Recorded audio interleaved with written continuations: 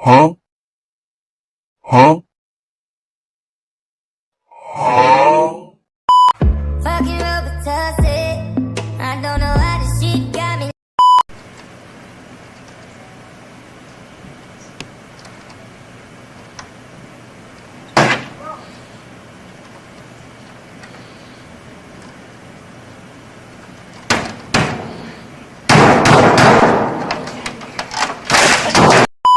You don't know what you do.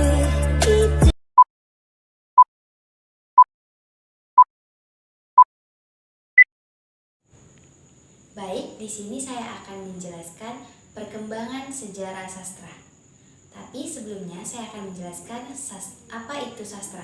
Sastra merupakan sebuah karya yang dihasilkan dari hasil pemikiran kreativitas manusia, yang dimana memiliki nilai estetik dan keindahan.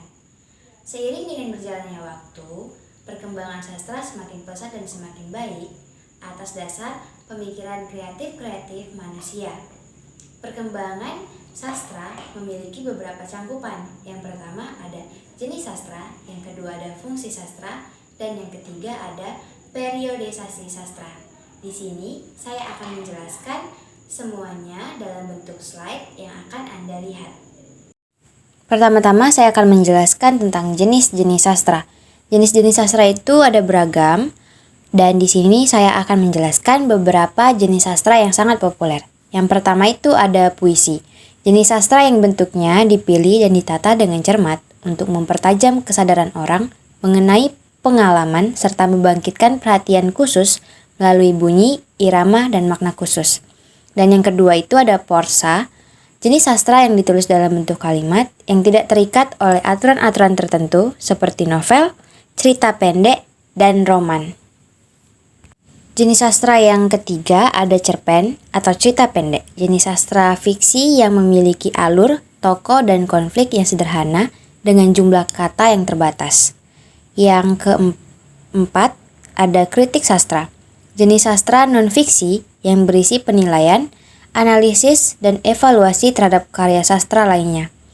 Yang kelima ada monolog, jenis sastra yang ditulis dalam bentuk pidato tunggal yang biasanya digunakan untuk menyampaikan pemikiran atau perasaan tokoh utama. Dan yang terakhir, yang keenam, ada dialog, jenis sastra yang ditulis dalam bentuk percakapan antara dua atau lebih tokoh.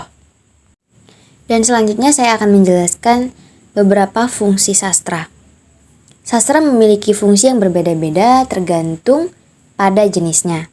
Dan di sini saya akan menjelaskan beberapa fungsi sastra secara umum. Yang pertama ada fungsi estetika. Fungsi keindahan dari dalam karya sastra ditampilkan melalui penggunaan bahasa-bahasa yang indah dan memikat. Yang kedua ada fungsi etis. Fungsi etika atau moral yang diberikan secara sastra melalui nasihat atau amanat yang terkandung dalam sebuah karya sastra. Yang ketiga ada fungsi didaktis. Fungsi pendidikan atau pengajaran dalam karya sastra yang dapat diperoleh pembaca setelah membaca karya sastra. Yang keempat ada fungsi reflektif, fungsi gambaran kehidupan dalam karya sastra yang selalu mencerminkan realitas sosial budaya, kapan dan di mana sastra itu diciptakan. Dan yang kelima, fungsi rekreatif, fungsi hiburan yang diberikan oleh sastra melalui cerita, puisi maupun dialog drama. Kita akan masuki pembahasan tentang periodisasi sastra. Berikut adalah beberapa periodisasi sastra Indonesia yang umum dikenal. Yang pertama ada masa kelahiran dan masa menjadian pada tahun 1900 sampai 1945. Periode awal hingga tahun 1933 merupakan masa kelahiran dan masa penjadian sastra Indonesia.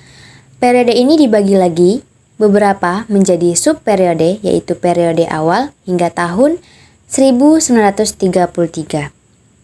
Selanjutnya ada periode 1933 sampai 1942. Merupakan periode di mana muncul sejumlah sastrawan yang mulai menggunakan bahasa Indonesia. Pada periode ini terbit majalah Pujangga Baru yang menjadi wadah bagi para sastrawan untuk menyebarkan karya-karya mereka. Selanjutnya ada periode 1942 sampai 1945. Merupakan periode di mana Indonesia dijajah oleh Jepang.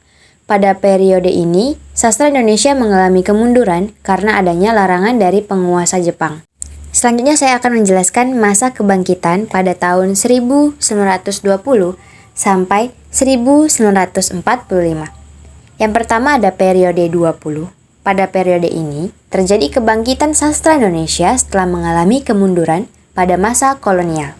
Beberapa karya sastra yang terkenal pada periode ini antara lain Siti Nurbaya, karya Marah, Rusli, Azab dan Sengsara, karya Merari Siregar. Selanjutnya ada periode 30. Pada periode ini terjadi perkembangan dalam sastra Indonesia. Beberapa karya sastra yang terkenal pada periode ini antara lain Jerita dari Blora, karya Sutan Takdir Alis Jahbana, Dara dan Doa, karya Hamka. Selanjutnya ada periode 42. Periode ini terjadi perubahan dalam sastra Indonesia karena adanya penduduk Jepang. Beberapa karya sastra yang terkenal pada periode ini antara lain Keluarga Gerlia, karya Pramodia Ananta Toer, dan Dara Muda, karya Khairlir Anwar.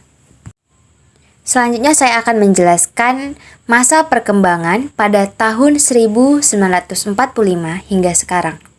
Yang pertama ada periode 1945 sampai 1953. Setelah Indonesia merdeka, sastra mengalami perkembangan yang pesat. Pada periode ini, terjadi perubahan dalam gaya, tema, dan bahasa dalam sastra. Selanjutnya ada periode 1953 sampai 1961. Pada periode ini, terjadi perubahan dalam gaya dan tema sastra. Sastra realisme, sosialis, mulai muncul dan menjadi dominan.